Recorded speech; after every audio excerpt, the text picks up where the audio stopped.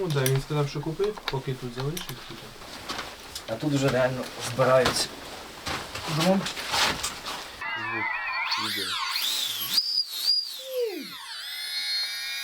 It has changed warfare fundamentally, especially when you look at how the full-scale invasion started in 2022, and we had World War I style, tanks shooting at each other and people fighting in trenches, all the way to today, where we have a kill zone that is anywhere from 5 to 20 kilometers in Ukraine, and nothing survives in there. And whatever tries to penetrate into that kill zone, be it drones or armored vehicles, it will get destroyed within minutes and hours.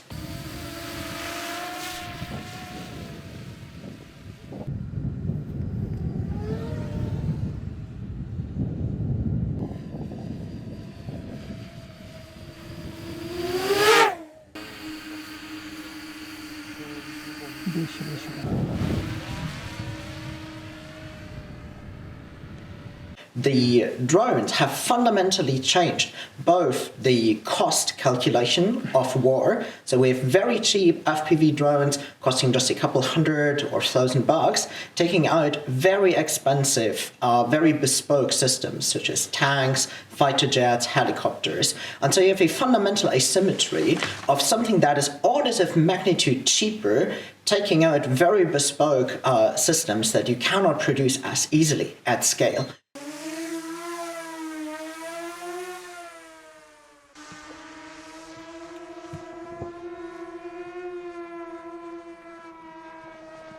He's higher than us. 1 minute.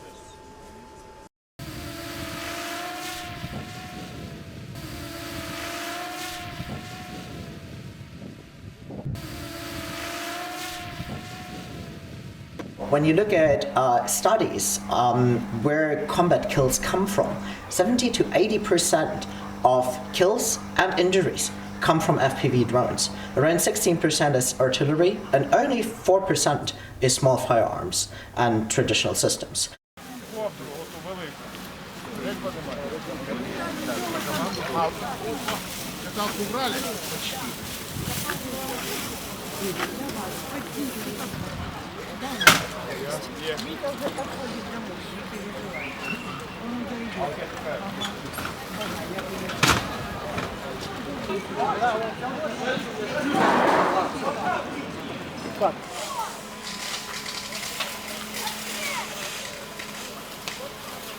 What we are seeing is both drones evolving themselves.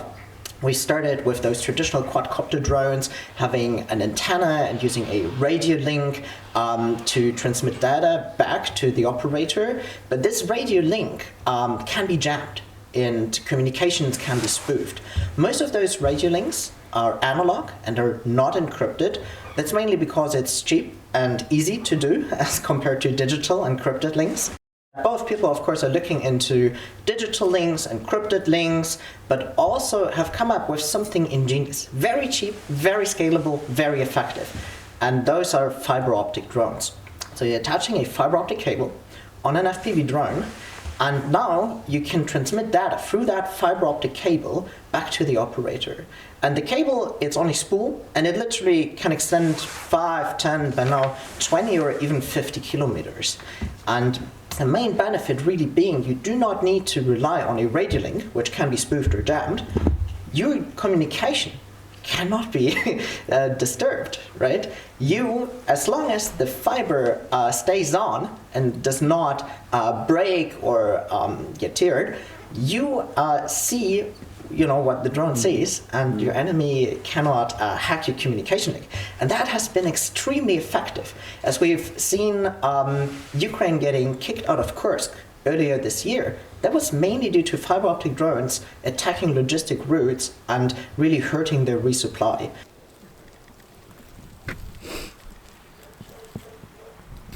Це ворожий дрон FPV на оптоволокні. Вот он запутався в проводах і вибухнув прямо тут на вулиці. Що після нього залишилось.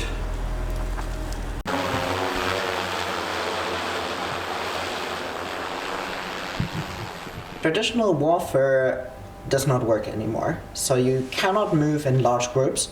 That is what the North Koreans had to learn when they were deployed in Kursk. If you're a large group of people, you're a very easy target. Drones can hit you very easily.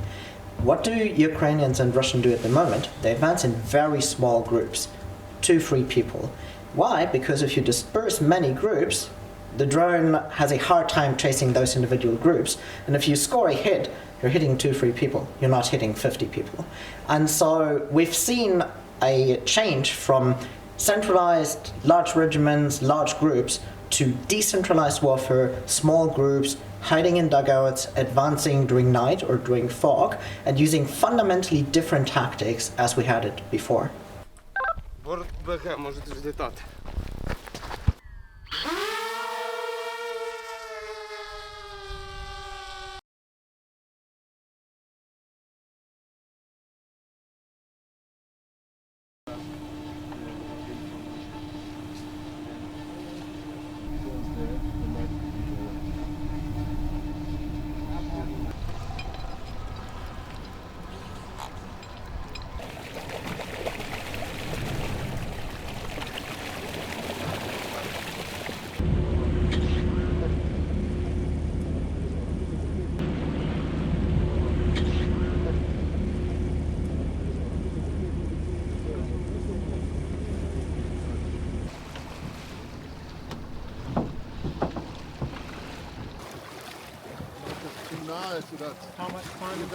And you're on the vehicle, these are rudder inputs. You have here all your different buttons supposed to be doing. So this is completely animated right now, but it's really solving the physics.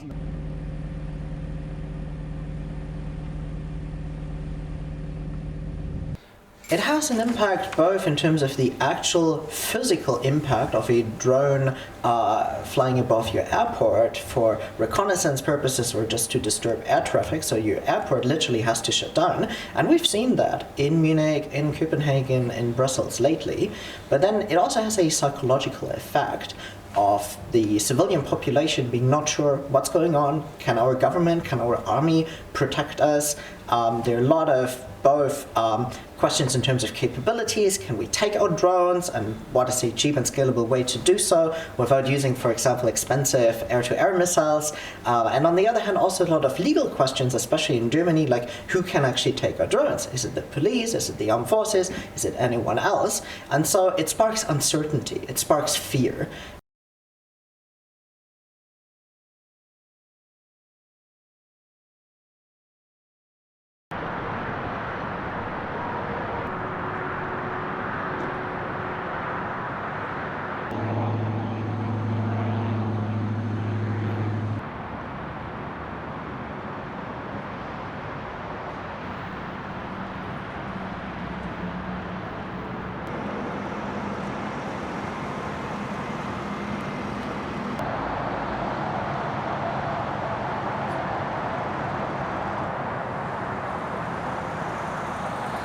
In general, solutions change as threats change. And when we're talking, for example, about radars, most systems are very large, very bespoke, and very, very expensive, costing you $500,000 minimum, and more realistically, a couple of million.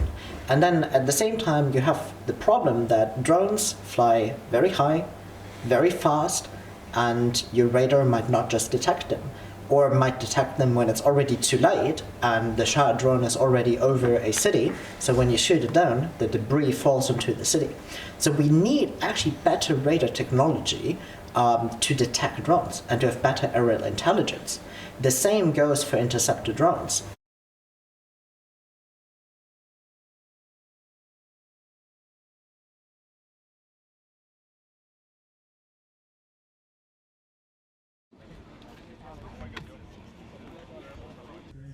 Yes!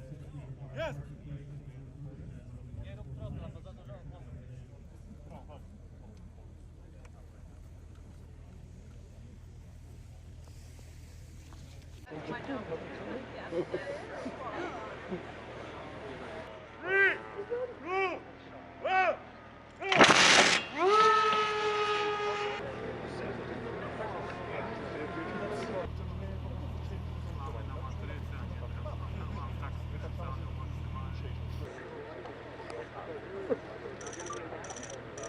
Так.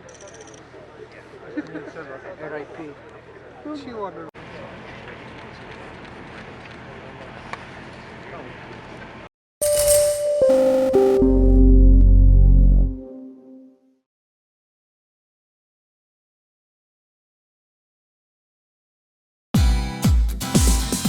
Thank you for watching us on CNBC TV18. For all news and updates, subscribe to our YouTube channel and watch us on all social media platforms.